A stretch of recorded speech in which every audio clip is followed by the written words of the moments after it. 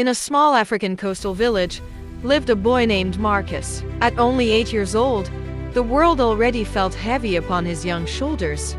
As other children studied inside bright classrooms outside the fence, watching, wishing, and wondering why he did not belong. His childhood was not filled with books or laughter, and the sting of being left behind. Instead, silence. He pressed his hands against the rusty wire, his heart yearning for an education he would never receive. Little did he know, the streets would soon become his only classroom. As Marcus grew into his teenage years, the streets whispered promises of belonging. He followed other boys down dusty alleys laughing, planning, yet hiding shadows in their hearts. Petty theft became their lessons, survival became their subject. And though his eyes showed doubt, Marcus followed, afraid of being alone. The street taught him, but at a cost. Marcus grew to be a big boy now.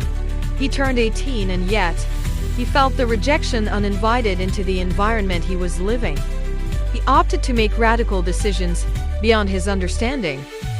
One night, the truth came crashing in. His father's patience burned out like a dying flame. Enough. You will not disgrace this home. Leave now, Marcus. Father angry, shouting. Mother weeping. Please. He is still our son. But the father's hand pointed firmly at the door. With trembling fingers, Marcus packed his few belongings into a worn bag, his heart shattered. Yet he said nothing. Mother weeping. Please. He is still our son. But the father's hand pointed firmly at the door. With trembling fingers, Marcus packed his few belongings into a worn bag, his heart shattered. Yet he said nothing. The boy of 18 walked into the night. With a long walk to nowhere. Alone, Marcus walked the coastline. Waves roared against the rocks as though echoing his turmoil. The sky hung heavy, gray and unwelcoming. With every wave, the sea carried away what innocence he had left. No longer a son, but an exile. Marcus had wandered for days, hungry and forgotten, the night air biting at his bones. Just when despair felt heavier than his footsteps, grace intervened. By grace, a relative found him. A middle-aged man who worked at a logging camp. Uncle, gently his patting back. Eat, boy. You are safe here, boy. What's your name? He asked. My name is Marcus. Marcus reiterate. Thank you very much. For the first time in years, Marcus tasted kindness. The flicker of a lantern in the camp mess hall lit not just his face, but a new spark of hope. But even hope can be fragile. One by one, the workers left on shifts, laughter fading from the barracks. Marcus sat alone on his bed, staring at the fading sun. He was surrounded by people, yet still lonely. It seemed as though life always moved ahead, leaving him behind.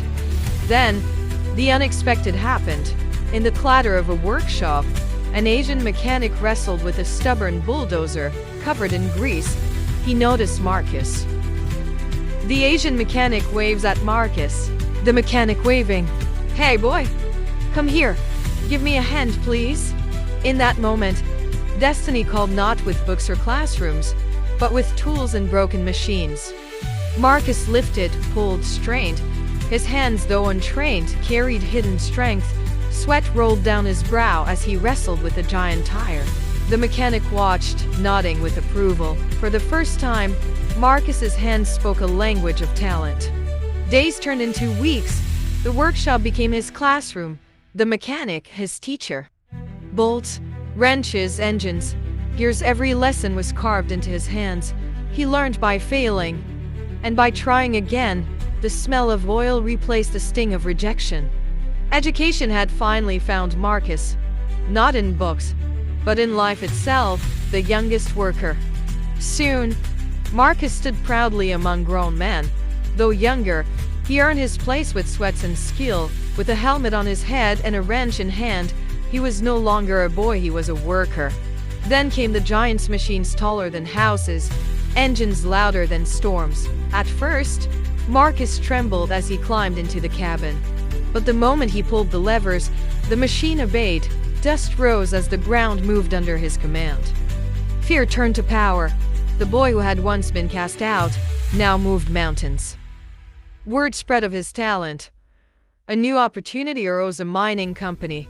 With his small bag, Marcus boarded a bus at dawn. The air was thick with dust and hope. This was his leap into a bigger world.